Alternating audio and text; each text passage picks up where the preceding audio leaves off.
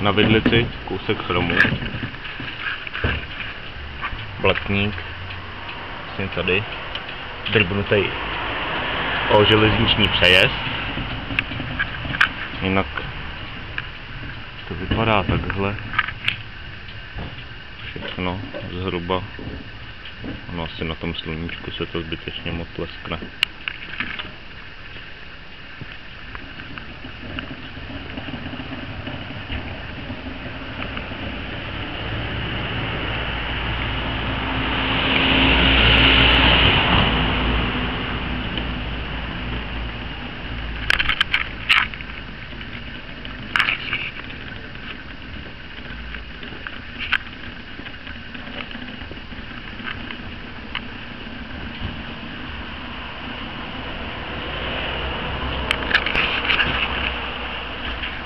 Vidlice je řešená takhle, že se vlastně dá nastačit původní vidlice do těchto originálních brýlí, takže žádný zásah do rámu není.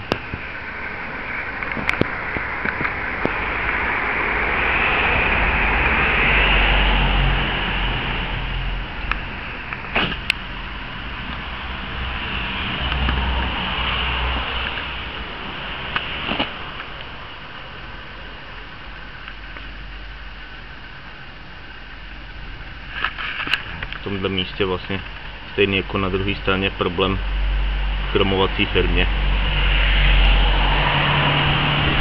A co jsem to chtěl? Jo.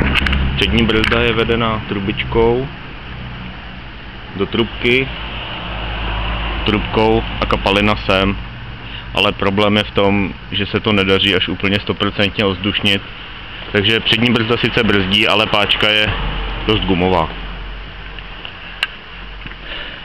Motor běží pěkně, tam není žádný problém.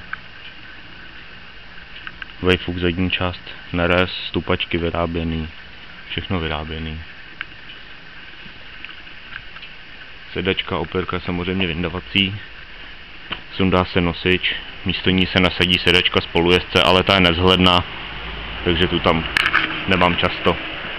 Má vlastně tažní zařízení na pávíka, bytelný, zapsaný v technickém průkazu podle čísla.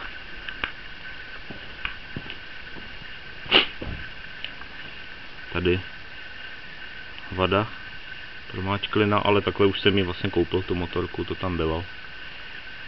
Všechno to vypadá takhle.